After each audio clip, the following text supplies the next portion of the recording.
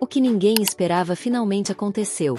Ian ficou preso nas chamas, enquanto a verdade mais assustadora começava a surgir. O verdadeiro vilão não era quem imaginávamos. Mas talvez o mais chocante seja descobrir que o misterioso padre sacerdote, sempre escondido atrás das confissões, pode ter sido seu cúmplice por todo esse tempo. Com apenas 2 episódios para o final perfeito, Perfect Crown chega ao seu desfecho ainda entregando dúvidas e incertezas sobre o destino de Ruijo e Ian, que muito em breve chamaremos de rei e rainha.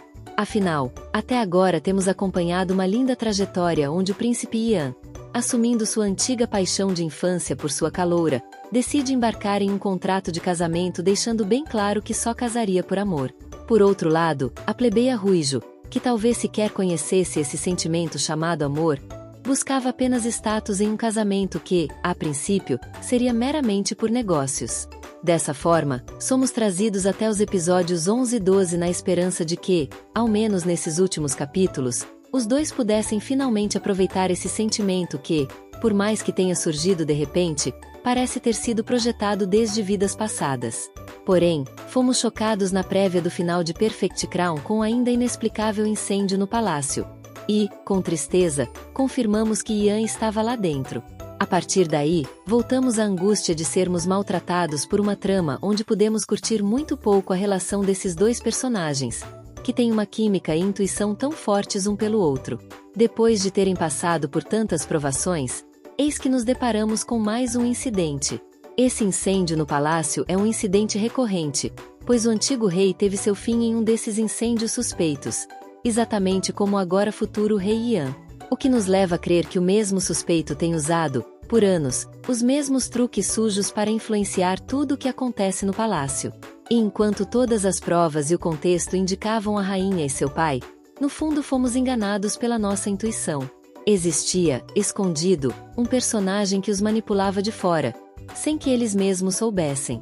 Um personagem apresentado no episódio 1 como o único amigo do grande príncipe Ian, em uma conversa onde se gabavam de ser os solteiros mais disputados do reino, para onde estavam centradas todas as atenções. Ao que parece, ele nunca foi amigo do príncipe, apenas usava sua amizade para interesses próprios. Então, quando vemos no último episódio esse primeiro-ministro articular um verdadeiro complô contra a coroa, e especificamente contra o príncipe Ian, entendemos que não foi apenas os ciúmes por perder a mulher que tanto deseja que fez sua personalidade mudar e ele se tornar vilão. Pelo contrário, tudo indica que ele sempre desejou ser, na verdade, o príncipe, escondendo-se covardemente em seu título e posição política de primeiro-ministro, tentando ter mais poder que um rei. Assim, entendemos o medo do falecido rei quando dizia que preferia renunciar a estar morto, pois aquele que ele temia era um inimigo em pele de cordeiro, que atacava no escuro de forma traiçoeira, tentando ganhar poder e eliminando todos que estavam em seu caminho. E talvez seja exatamente por isso que Ruijo nunca o olhou como um homem que exalava poder, por sua covardia de não assumir quem ele realmente é. Porém, tudo muda nesse tão esperado final de Perfect Crown. Ruijo, além de resgatar o príncipe em segurança, salvando seu amor em meio aos escombros que pegavam fogo, começa agora a perceber quem é o verdadeiro inimigo. Ela entende que aquele homem a quem chama carinhosamente de Opa, alguém em quem ela podia contar nos momentos mais difíceis, simplesmente não é confiável. Uma descoberta tardia que, para nós ainda surpresos, às vezes sequer conseguimos acreditar. Depois disso, o que se vê é uma verdadeira articulação política no palácio. Enquanto Ian esconde até mesmo de Ruijo seu estado de consciência, dando a entender a toda a nação que está morto, seus inimigos finalmente saem das sombras, e agora à luz de todos, fazem planos para suceder o rei com urgência. A escolhida é a rainha viúva, que esqueceu toda a humanidade que tinha para assumir esse cargo. Então entendemos a verdadeira lição do drama, vinda das falas de uma criança. Aquela rainha percebeu que perdeu toda a humanidade quando foi persuadida por seu pai a aceitar esse cargo, fazendo-a escolher entre o amor pelo príncipe Ian ou congelar seu coração, esquecer toda a humanidade e assumir o cargo de rainha para dar mais poder a um pai que jamais se importou realmente com sua filha, gerando uma filha que nunca sentiu o verdadeiro sentimento de amar alguém. Não conseguiu amar seu marido, jamais sentiu o amor de Ian. Agora, finalmente, seu filho em prantos, aquele pequeno rei, pede para a mãe recuperar sua humanidade perdida, dizendo a ela para parar e que ouviu toda a conversa entre ela e seu pai naquele fatídico dia onde o rei posto perdeu sua vida. Porém, de nada serviu. Ainda chocada, simulando lágrimas ao receber a notícia de que Ian tinha perdido a vida, a cobra mostra que não perdeu seu veneno, e no lugar desse coração já não existe mais nada. Agora ela cede, pressionada pelo primeiro-ministro, a dar um passo à frente e assumir a tão sonhada regência da nação. E então nos perguntamos, será que estamos diante da aliança mais perversa e improvável da história dos doramas? Pois aquele primeiro-ministro e aquele padre parecem estar juntos desde o início nesse plano macabro. E a ausência de identidade do guarda real, que apareceu para assumir a culpa com o rosto coberto por uma máscara, só alimenta ainda mais essa desconfiança. Será que o padre também é um dos vilões? Porém, enquanto víamos na prévia dos episódios finais de Perfect Crown aquela rainha ciumenta já se imaginando tomando posse de tudo que sempre sonhou, convencida a não recuar por esse mesmo primeiro-ministro com cara de bonzinho, somos surpreendidos por uma cena forte e impactante. Ian fazia preparativos para sua volta triunfal, literalmente ressurgindo das cinzas. Ele entra no palácio onde todos achavam que já estava morto e acaba totalmente com os planos desses vilões.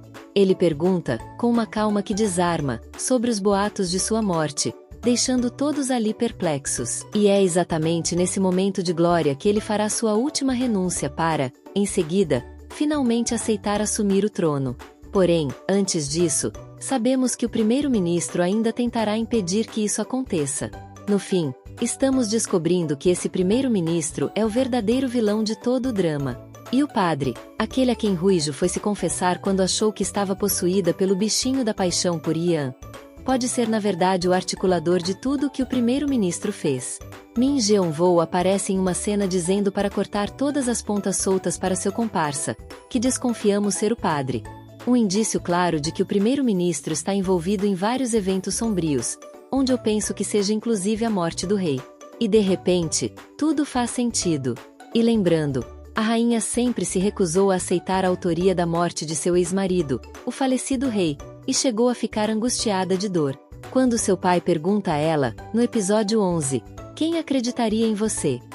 Até aquele momento, nem mesmo nós acreditaríamos, depois de tudo que ela mostrou durante o drama. Mas agora, sabendo que aquele ministro tão religioso se escondia indo à igreja fazer suas confissões para um padre, que deve compactuar com todos os seus crimes, e até mesmo ter participado de algum, e vendo como ele organizou aquele incêndio no palácio, entendemos que ele age sempre da mesma forma. E exatamente esse primeiro-ministro poderia estar tentando tirar a vida do pequeno rei. Afinal, episódios atrás, ele estava no evento do carro que foi sabotado. No banquete do palácio, ele chegou logo depois do príncipe.